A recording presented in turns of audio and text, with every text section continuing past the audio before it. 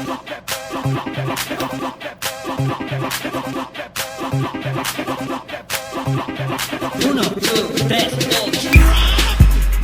better call 4.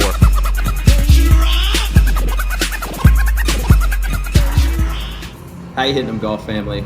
I'm Chad, aka Big Son Birdy Bunch 1. I'm Kevin, Slingshot.18. Let's go. Yeah, so why the Birdy Bunch, right? So we've done this a couple times. We haven't really posted anything, but we've been thinking about this for a while. So why the Birdy Bunch? How did we come up with it? Why are we doing it?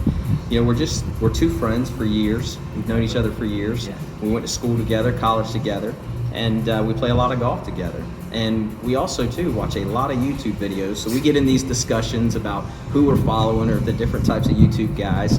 And one thing we noticed, they're all coming from the UK. The ones I've seen anyway. Yeah, so I'm sure there's some guys out there. But with that being said, we wanted to give it from a golf enthusiast perspective, not a pro, we're not a teaching pro. So, and we also wanted to give it from a perspective from stateside. And so we wanted to bring you guys the Birdy Bunch, obviously a spin on the Brady Bunch, you know. So we're gonna have fun with it. So this is all about having a good time, all about talking about different things, some discussions, some video reactions, interviews, and you name it, maybe some course play. But give us some ideas, put them in the comments below. Also too, if you like what you see, hit the like button and subscribe. All right, today we're at Eagle Landing Golf Course. It's just south of Jacksonville in Orange Park. If you haven't had a chance to play it, if you're not from around the area and you are in town, come down here, take a look at it. It's always in good condition. They have some really good rates, got a good practice facility, and the greens are always in great shape, so check it out. What we got for you today is we've got a couple reaction. We're gonna react to a couple videos that we found on YouTube. We're gonna do a little bit of a product discussion, right? And then we also too, we're gonna talk about that golf is back. And we're gonna talk a little bit. Finally. Yeah. We have been Jones. Yeah. And we're gonna talk a little bit about what is expected. Like, what are we gonna see that's a little different that we haven't seen before? So no crowds, yep. mic'd up. Yep, we're gonna talk about that a little bit. So we're gonna play on through. Hey, we found two videos, two of them, and they're two guys that we follow. Right. So Alex Etches out of Australia, I believe, and then Matt with TXG. We're gonna put the link into both of these videos, as well as we're gonna post them up in the corners, right? But so here was the challenge. These guys, both of these guys bomb it. They've 120 mile an hour club head speeds. Ridiculous. Yeah, just crazy, right? So, but the challenge is Matt challenged Alex to taking a wooden driver from probably the 70s. I think it was a Ben Hogan driver. Something like that. And see if they can hit it over 300 yards. So we're not going to spoil it for you, but I have a couple questions. All right, what is it? Well, one, can they do it? No. What are your thoughts?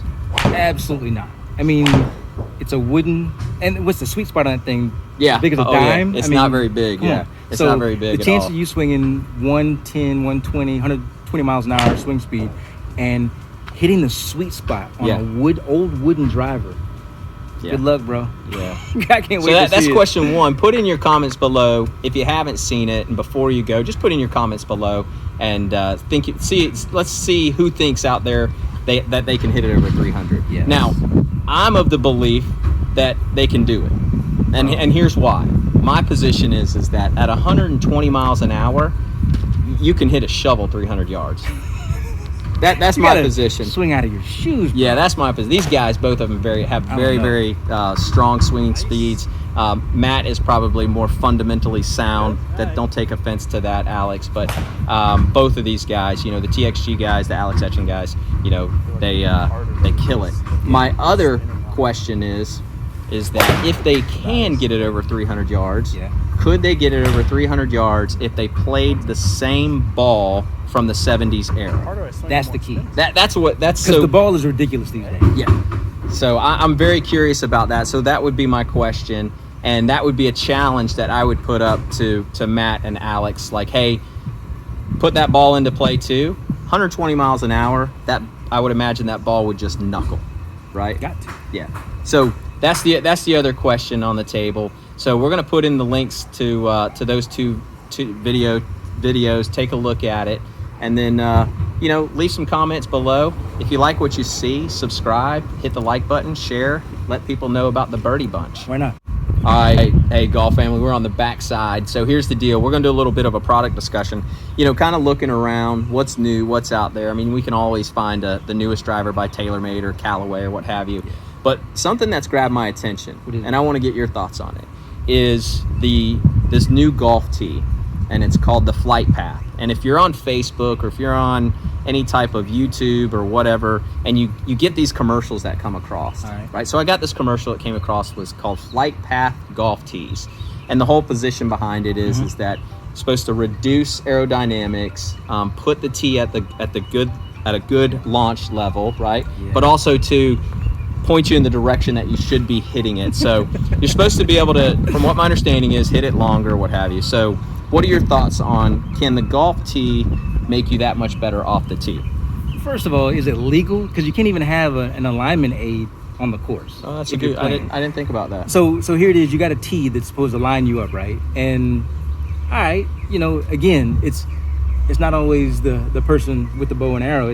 It's not always the arrow. Right. It's the person shooting the arrow. So I mean, who knows if it's going to help you out? So theoretically, I hear what you're saying. Yeah. But you still got to put a good swing on it. I mean that makes total sense. You know, I know there's the brushless tee. Right. There's the tees that have less surface area where the ball sits on top of. Right. There's the martini tee, which it cups the ball a little bit more. Those are fun just to look at. Yeah. I actually have one. I play one. I play a red martini, and I've been playing it for about 6 rounds. So, with that being said, I think if you can reduce the spin on the ball, that yes, you probably could pick up some extra yardage. But if you're a low spin hitter already, probably I would imagine not going to really work. But if you're a high spin player, it could probably increase it, as well as maybe some of the dispersion might be a little tighter. But you know, we're talking nominal. We're talking, in my opinion, probably 5 yards. But hey. Yeah. Link on the description to Flight Path tees. We're not endorsed by them by any means. We're just picking stuff up that golf enthusiasts like us, gearheads, look at and say, wow, let's take a look at it. If somebody sends me up for a dozen. Yeah, if somebody send me one, I'll let you know exactly what I think about it. We'll get it in the thing. Leave your comments below. Have you bought this tee? Are you a golf enthusiast that's bought this tee that's looking for those extra yards? Maybe you are. Let us know what your thoughts are. Or if it's all about confidence. If it's a tee that's going to give me more confidence, I'll use it. I'll put it in play. So yeah, for sure. Anyway, so let's if anybody who's bought one, let us know what your thoughts are, and put it in the comments below. Tournament golf is back. 100% is back. I mean, I'm sure if you're a golf enthusiast, you watched the Tiger Woods and Peyton Manning versus Phil and Tom Brady. Tom Brady split his pants, by the way. Kind of funny, by the way. Anyways, with that, Hey, he finished though. Yeah, he finished. Through the rain gear. He did drop one out. So he dropped one in the middle of nowhere. So, so golf is back. Tournament golf, and the tournament that I'm looking at it right now, the pairings. So. Here's the current pairings. We got Rory, John Rahm, and Brooks Koepka in the featured group. We've got Ricky Fowler, Justin Thomas, and Jordan Spieth. These guys are known friends. They take cruises together and all kinds of stuff, right? And then another featured group is Bryson DeChambeau, Dustin Johnson, and Justin Rose. Now, who do you want to follow? If you could follow any of them, and they were loud crowds, who would you want to follow? I'm going with the Bomber. Oh yeah, I want to see him hit it far as possible, especially with DeChambeau. Yeah, he's bolt up, right? Yeah, I mean he's leading. I mean, correct me if I'm wrong. Put it in the comments below. But I think he's currently leading the PGA Tour at 321, maybe 0.1 DeChambeau leading. Yeah, so that's going to be interesting with the limited amount of golf that's been played. Yeah. I would figure Cameron Champ would be up there at the top, but highest club head speed Cameron Champ, I believe. But with that being said, so I'm interested in DeChambeau, and is he going to now that he's been working out and getting bigger and thicker, and they're saying on range practices he's getting up into this 200 mile an hour ball speed. Wow, that's like long drive piece. But I'm interested to see if he's going to break that out in the same group with DJ, who is a known long hitter. Oh yeah. But if I asked you without knowing that, hey, who's the longest hitter on tour? Who would you say? DJ. DJ or or Cameron Rory? Champ. Or Cameron Champ Yeah, or Rory. Or Rory, right? of course. He got to be in the conversation. So I'm interested. I would follow that group, right? Take nothing away from Rory's group, Rory and Brooks Koepka. I think that, I think Rory in general, I follow Rory all the time. Yeah. But, and then to watch three guys that are probably the Jordan Spieth, the Ricky Fowler, and the Justin Thomas, those guys would be fun just because they seem comfortable. They're probably going to have a good round. Yeah. They're going to be getting at each other a little bit, egging each other on. Yeah. And another thing, these guys are mic'd up. Some of these guys are mic'd up. It's going to be pretty cool to hear some of the side conversations. Yeah. So I'm curious about, I hope they do a better job with the mic than they did at the last challenge with Tiger Woods. Tom Brady's mic's falling all over the place. Phil Mickelson's mic didn't work half the time. So we didn't really get a lot of his rhetoric. They probably learned from those mistakes and put something in play to fix that. Yeah. And then lastly, I want to get your thoughts. What do you think about playing tournaments with no crowds or no fans? In this era, I mean, safety is paramount. You got to keep people safe. That's true. From a golf fan's perspective, I don't think, outside of the Ryder Cup, I don't think it's gonna be that big a deal. No, because the Ryder Cup, the crowds play a huge part in the whole hype and the get up of the event. I'm in a regular tournament. Yeah, I'm a data guy, so I would be interested to know. Them crowds stop a lot of balls from going out of bounds, right? True. I mean, some of the people get just plunked on the head, and the ball just drops where it hits them. Yeah, and imagine that.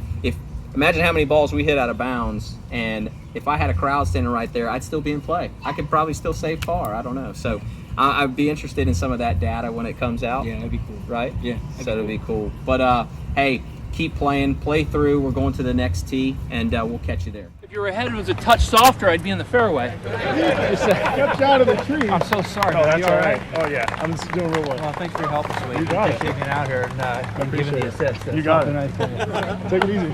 Thank you. Good job, Phil. So you got the glove, got the signature, a thank you from Phil Mickelson, and he's okay. Yeah. And he's got a shiner. Every week we're going to wind up bringing you either like a tip that we found, or even an exercise regimen that you can do to pick up maybe some length off the tee, or I'm all about it. Bring it on. Bring it some on. core work or something like that. So today's tip of the week, we're going to put the link in the description. So today's tip of the week, and you don't know about this, so it's all about the shanks. Everybody's hit them. Everybody's hit the shank. Yes. Hey, I've hit shanks that required me to get shots.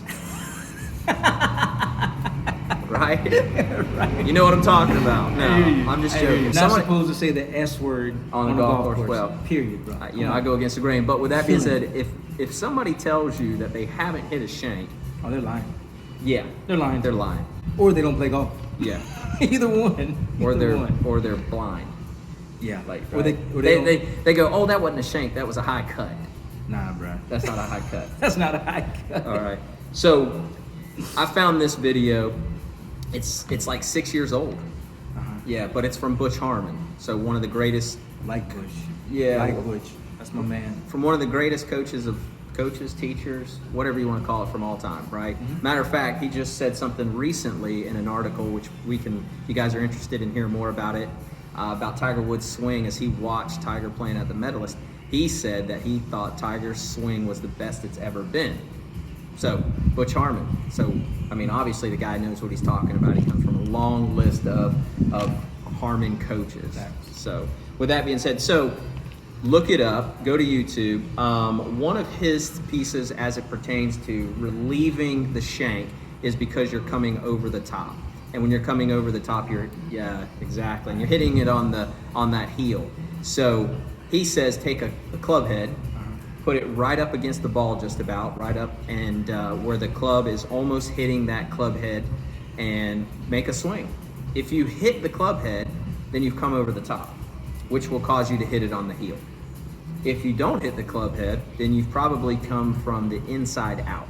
So, you talking about a head cover? A head cover. Head cover. Yeah. What was I saying? Okay. Club head. You said club head. Oh. I'm thinking to myself, yeah. I'm not about to destroy one of my clubs. No, head cover. Trying to fix it on the top. Don't use the club head. Use a head cover. My bad. All right. So I take a head cover.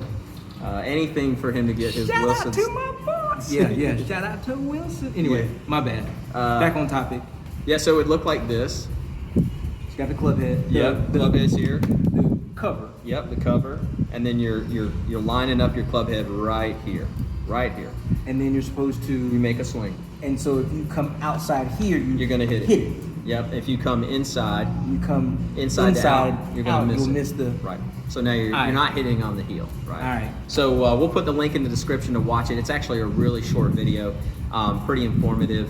He kind of goes into real briefly why you would hit a shank, as well as how you can fix it.